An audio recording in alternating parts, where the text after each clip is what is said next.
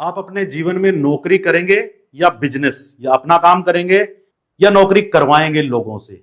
उन लोगों के लिए जो नौकरी करते हैं या कभी ना कभी जिन्होंने नौकरी की है।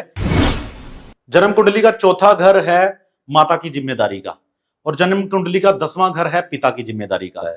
परंतु यही दोनों स्थान कारोबार और जनता से जुड़े हुए हैं। तो इसलिए चौथा और 10वां स्थान बताएंगे कि आप अपने जीवन में करेंगे क्या, नौकरी करेंगे या बिजनेस करेंगे या फिर दोनों करेंगे, किससे कामयाब होंगे, क्या करना चाहिए आपको। देखिए, जन्म कुंडली का चौथा घर माता की जिम्मेदारी है और 10वां घर पिता की, परंतु इन दोनों घरों के कारक ग्रह अलग अलग होते हैं। जैसे चौथे घर का कारक है चंद्रमा शुक्र और 10वें घर का कारक है मंगल सूर्य। इसी तरह चौथे घर में चंद्रमा और शुक्र दिग्बली होते हैं।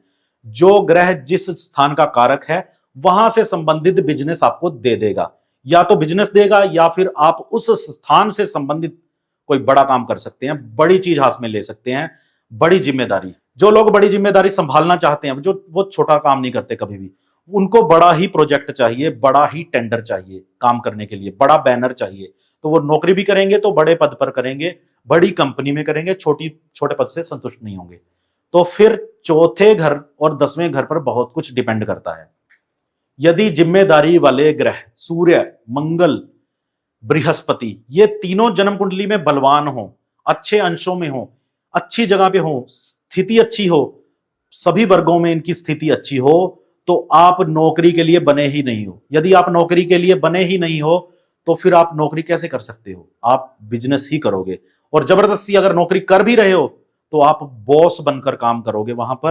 हाँ, अगर आप बिजनेस करो, आपको प्लेटफॉर्म मिल जाए तो आप बहुत आगे तक जाओगे। उसी तरह बाकी के ग्रह होते हैं बुध, शुक्र, शनि और केतु। केतु यानी भक्ति और सेवादारी।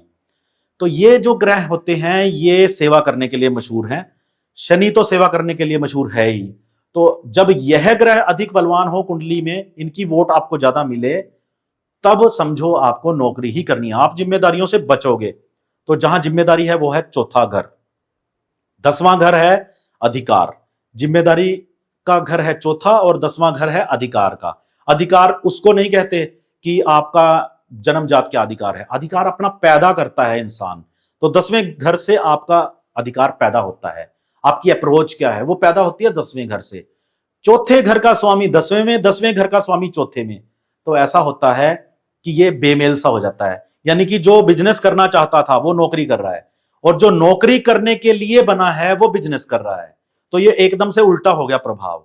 तो ऐसे ही जिंदगी बीत जाती है, व्यक्ति को पता ही नहीं चलता उसे नौकरी करनी है या बिजनेस करना है। नौकरी करनी है तो किस डोमेन में करनी है, कहां करनी है, बिजनेस करना है तो किस चीजों का बिजनेस करना है, कौन सा ग्रह बलवान है। इस पर विस्तार से हम अलग से वीडियो बनाएंगे। हमारा मोटिव सिर्फ इतना समझाने का है कि अगर आपकी जन्म कुंडली में नौकरी से संबंधित ग्रह बलवान है तो आपको नौकरी करनी चाहिए, और यदि बिजनेस से संबंधित बलवान है तो अपना काम करना चाहिए, नहीं तो कम से कम पार्ट टाइम बिजनेस की जरूर सोचनी चाहिए। और जो लोग नौकरी करते हैं वो भी कमेंट करें, और जो लोग बिजनेस करते हैं वो भी कमेंट करें, ताकि हम एनालाइज करके आपको बता सकें कि क्यों आप नौकरी कर रहे हैं और क्यों आप बिजनेस कर रहे हैं। वीडियो अच्छा लगा तो लाइक करके जाना। धन्यवाद।